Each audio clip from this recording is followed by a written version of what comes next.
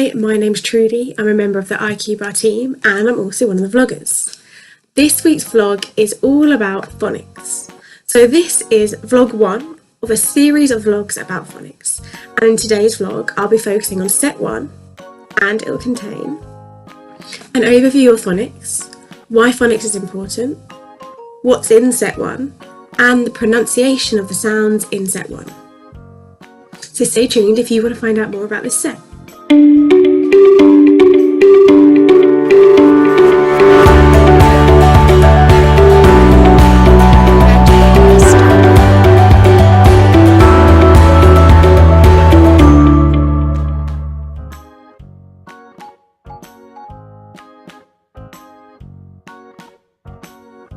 So what does the word phonics actually mean? So phonics is a method of teaching to read by correlating the sounds with the symbols in alphabetical writing.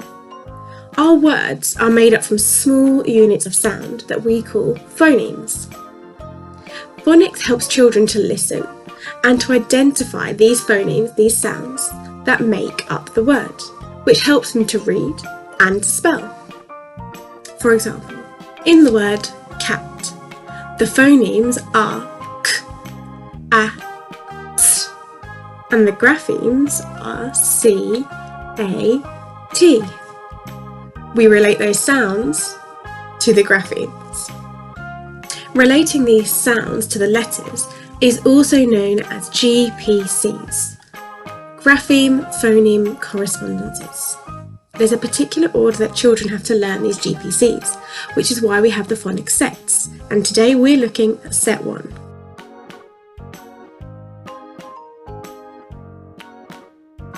So why is phonics so important? Over the last few years in particular, there's been a massive shift in how we teach reading in the UK, particularly in schools. This is having a really positive impact on helping many children to both learn to read and to spell.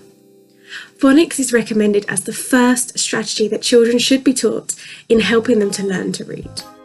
This will then run alongside other methods such as guided reading, shared reading, etc., which all attribute to develop reading skills.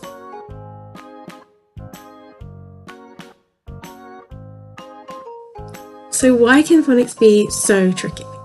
Sometimes phonics is easy in some languages because each phoneme, the sound, has just one grapheme correlation. But in the English language, due to so many invasions over our history, it's resulted in a load of new words and sounds being brought in by our invaders. So we have around 44 phonemes and 120 graphemes, which is the way of writing the phonemes. So with only 26 letters in our alphabet, this means we have some graphemes that are made up with more than one letter. For example, ch, c and h, th, t and h. On occasions we also have trigraphs. This is where they are made up of 3 letters. To make it even more confusing, sometimes the graphemes can represent more than one phoneme. For example, the graphemes C and H put together make a different sound in these words. Ch, ip, sk, all, sh, f. This is why it's so important it is taught systematically. So let's have a look at set 1 and see what it includes.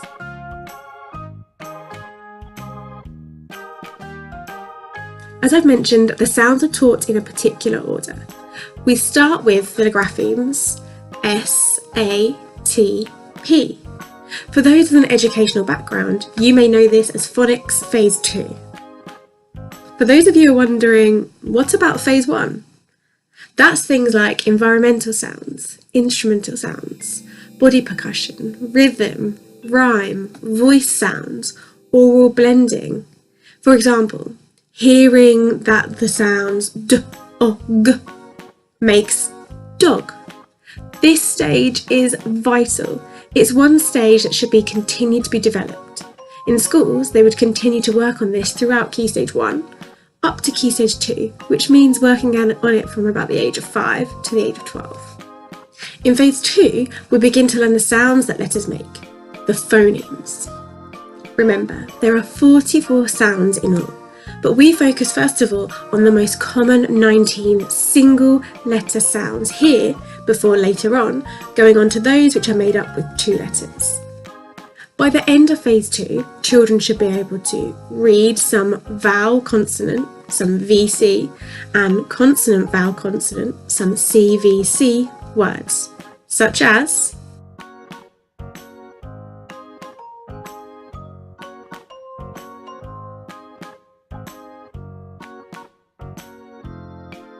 they should also learn some high frequency or tricky words, things like go and the. These are commonly used words. Clarity is so important when pronouncing these sounds. If you don't pronounce them correctly, children might find it difficult to blend them together.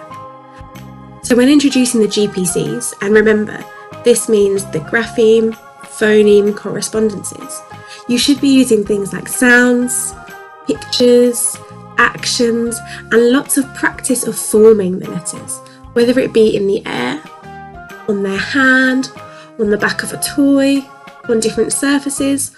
All of these should come together before they put pen to paper.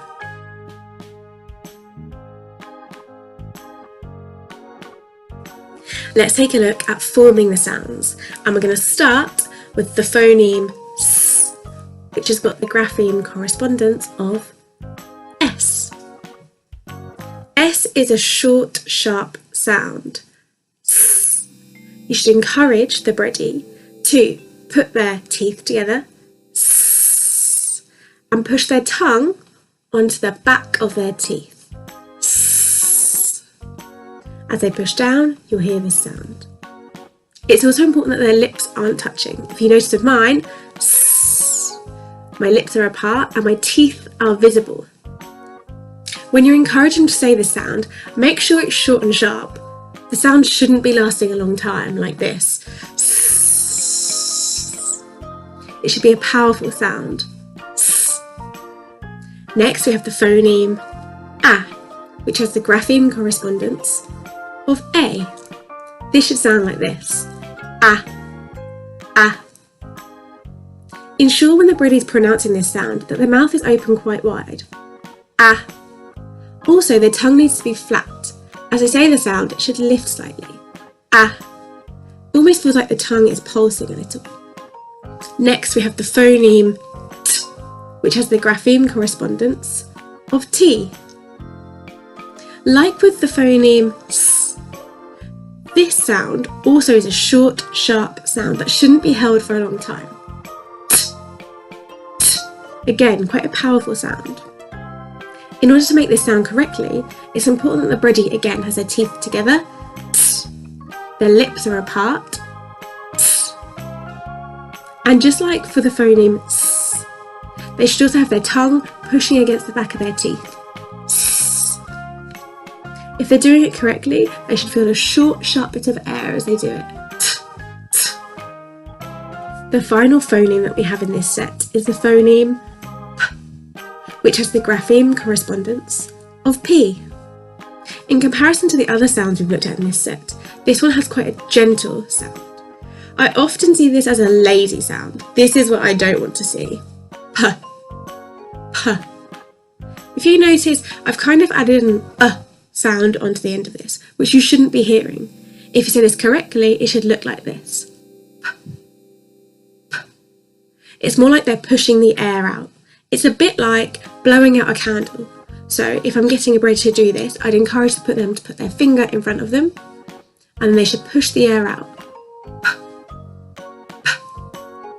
For this, their lips should be quite tightly together. Start closed, purse them as if they're going to give a kiss, and push the air out of their mouth. Tell them they're trying to blow out a candle. If you could even model this to show them what they're trying to achieve. Here's just a couple of examples of how to read these graphemes and phonemes in words.